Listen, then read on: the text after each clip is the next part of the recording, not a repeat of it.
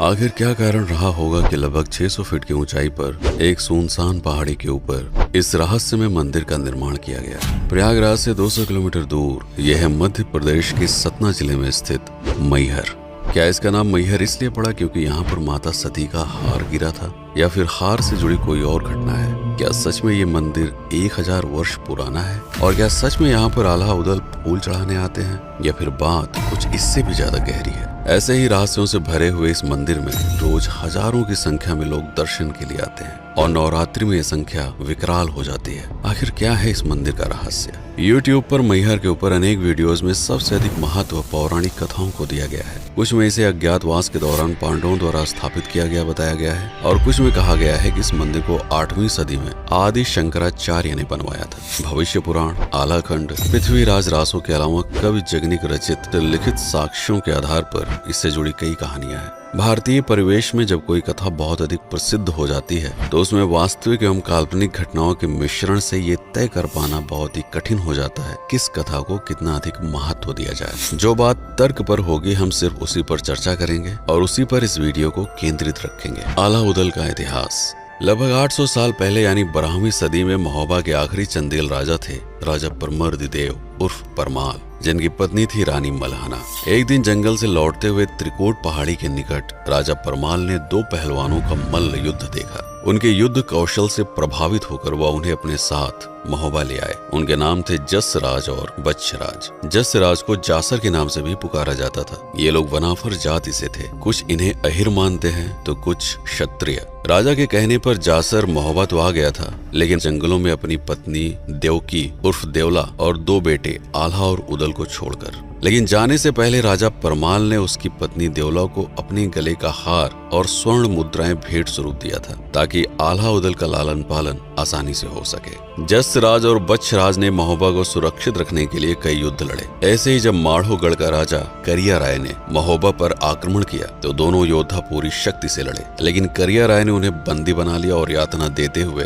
बनाफर कबीले तक ले आया। पत्नी देवला और दोनों बेटों आल्हा उदल के सामने उनका सिर काट दिया, ये कहते हुए कि जो भी राजा परमाल का साथ देगा उसका यही अंजाम होगा। राजा परमाल के द्वारा दिए गए हार को भी उसने देवला के गले से ऐसे छीना कि नस कट जाने से उसने भी प्राण त्याग दिया। जाते जाते उसने कबीले के लोगों से भी लूटपाट की और बस्ती को तहस नहस कर दिया। तब आल्हा ने यह प्रण लिया कि जब तक वह करिया राय को मारकर अपने माता पिता की मृत्यु का बदला नहीं लेगा तब तक चैन से नहीं बैठेगा। कबीले की सुरक्षा के लिए वह पहाड़ की ऊंची चोटी पर जाकर रहने लगा, ताकि चारों दिशाओं में नजर रखकर दूर से आती हुई शत्रु सेना की जानकारी पहले से ही कबीले के लोगों को पहुंचा सके। लेकिन आल्हा समझ नहीं पा रहा था कि अपनी मां का बदला कैसे ले। इसी चिंता में पहाड़ी पर सोते हुए एक रात आल्हा ने सपने में अपनी मां को देखा, जो एक दिव्य रूप में नजर आई। अचानक उन्होंने करिया राय की गर्दन से लटक रहे अपने हार को छीनकर उसका गला काट दिया और पहाड़ी में समा गई। अपनी मां का जो स्वरूप आल्हा ने सपने में देखा, उसी स्वरूप को उस पहाड़ी पर स्थापित करके वह रोज उनकी पूजा करने लगा। आल्हा पर इस सपने का बहुत गहरा प्रभाव हुआ। सपने को वह मां का आदेश मानकर करिया राय से युद्ध करने के लिए अपनी गुप्त सेना बनाने लगा। कबीले के लोगों को मल्ल युद्ध का प्रशिक्षण देने के लिए उसने त्रिकूट की पहाड़ियों में एक गुप्त अखाड़ा बनाया।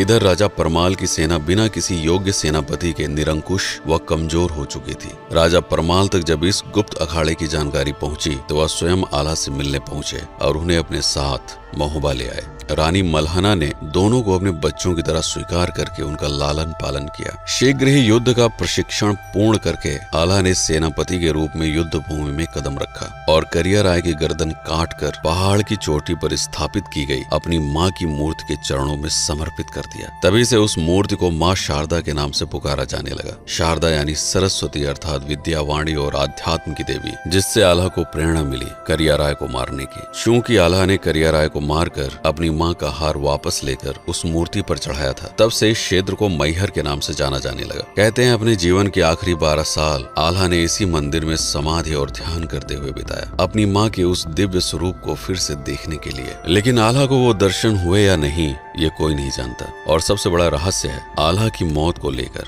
आल्हा की मौत कैसे हुई इस बारे में कोई भी प्रमाण नहीं है। कुछ लोग मानते हैं कि आल्हा ने समाधि की परम अवस्था हासिल करके अंतर्ध्यान हो गए, तो कुछ का कहना है कि उन्होंने इस पहाड़ी के भीतर बनी किसी गुप्त गुफा में हमेशा के लिए समाधि ले ली। पर्याप्त साक्ष्य न होने के कारण स्थानीय लोग ऐसा मानते हैं कि आल्हा आज भी जीवित हैं और रोज भोर होते ही माँ की आरती करने आते हैं। मैहर के इस अनसुलझे रहस्य को समझने के लिए आपको सपने और समाधि के रहस्य को समझना पड़ेगा। आखिर हमें सपने क्यों आते हैं, कौन सी रहस्यमय शक्ति इसके पीछे काम करती है, इसे समझने के लिए सपनों का रहस्य पर मेरा ये वीडियो अवश्य देखें। गुरु गोरखनाथ की कथा और उदल की मौत। उदल की मौत कैसे हुई, ये भी एक तरह का रहस्य है, जिसका उत्तर हमें गुरु गोरखनाथ की इस कथा से मिलता है। कहते हैं जब माता शारदा की ख्याति दूर दूर तक फैली और लोग दर्शनों के लिए यहाँ पर आने लगे, तब एक दिन गुरु गोरखनाथ जी यहाँ पर माँ के दर्शन के लिए पधारे। ये वो समय था जब करिया राय को मारकर आल्हा एक बड़े भाई होने के नाते उदल की परवरिश करने में पूरी तरह से समर्पित हो चुके थे। उसे अपनी मृत्यु का भय नहीं था, लेकिन अपने छोटे भाई उदल को अपने प्राणों से भी अधिक प्यार करता था, इसलिए अब वह युद्ध से परहेज करने लगा था। तब गुरु गोरखनाथ ने इसी मंदिर में आल्हा को यह समझाया, तुम एक वीर योद्धा हो और तुम्हारा काम है अपने मातृभूमि के लिए जीना और मर जाना। आल्हा के दिल से मृत्यु का भय निकालने के लिए उन्होंने कहा, हर युद्ध में तुम्हारी जीत होगी, जिस पर जाने से पहले तुम दोनों इस मंदिर में भोर होते ही सबसे पहले माँ का आशीर्वाद लेकर निकलोगे। गुरु की आज्ञा को देववाणी मानकर आल्हा ने किसी भी युद्ध पर जाने से पहले अपने भाई उदल के साथ इस पहाड़ की कठिन चढ़ाई को चढ़कर माँ के दर्शन के लिए आते थे। अब ये एक संयोग था या गुरु का आशीर्वाद, उन्होंने कई लड़ाइयों में विजय प्राप्त की।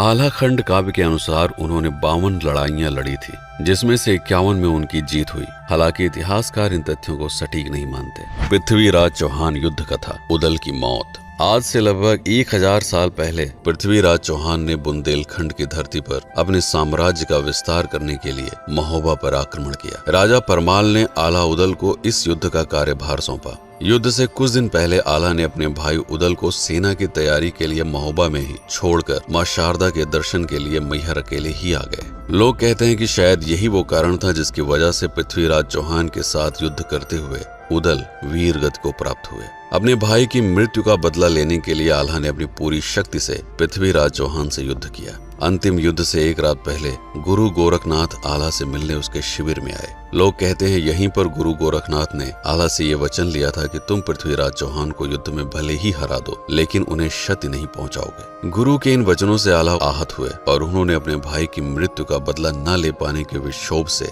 न सिर्फ युद्ध बल्कि सभी सांसारिक माया मोह से विरक्त होकर त्रिकोट पर्वत पर स्थापित माँ शारदा के मंदिर में जीवन के आखिरी क्षणों तक एकाकी जीवन जीते रहे। राजा दुर्जन सिंह और गडेरिये की कथा। कहते हैं आल्हा उदल के चले जाने के बाद पिछले 800 सालों में एक ऐसा दौर भी आया जब कई सौ सालों तक मंदिर की महिमा धूमिल पड़ गई। समय के साथ ये पहाड़ और उस पर स्थापित की गई माँ शारदा की मूर्ति घने जंगलों की ओट में समा गई। आज से लगभग 200 साल पहले जब मैहर पर राजा दुर्जन सिंह उर्फ जुदेव का राज्य था, तो एक दिन एक ग्वाला उनसे मिलने के लिए आया। उसने बताया कि मंदिर की चोटी पर एक छोटी सी गुफा में माँ की एक मूर्ति है, जिसके गले में एक हार है और उसके आसपास भी तरह तरह के आभूषण फैले हुए हैं। देखने से ऐसा लगता है कि वह मूर्ति सैकड़ों साल पुरानी है। सभा में मौजूद इतिहास की गहरी समझ रखने वाले एक मंत्री ने शंका जताई कि शायद ये वही मूर्ति हो सकती है जिसके बारे में कहा जाता है कि आल्हा ने स्थापित किया था। राजा दुर्जन सिंह तत्काल ही उस चरवाहे के साथ वहां पर पहुंचे और सारी बातें सच निकली। सैकड़ों साल पहले लोगों द्वारा चढ़ाए गए आभूषण आज भी उस मूर्ति के आसपास बिखरे हुए थे। मैहर को आर्थिक रूप से पुनः संपन्न बनाने के लिए उन्होंने मंदिर का निर्माण कराया और पहाड़ी के चारों तरफ घुमावदार सीढ़ियां बनवाई। मंदिर के प्रचार प्रसार के लिए भी उन्होंने एक समिति का गठन किया और इस तरह से आज मैहर माता का मंदिर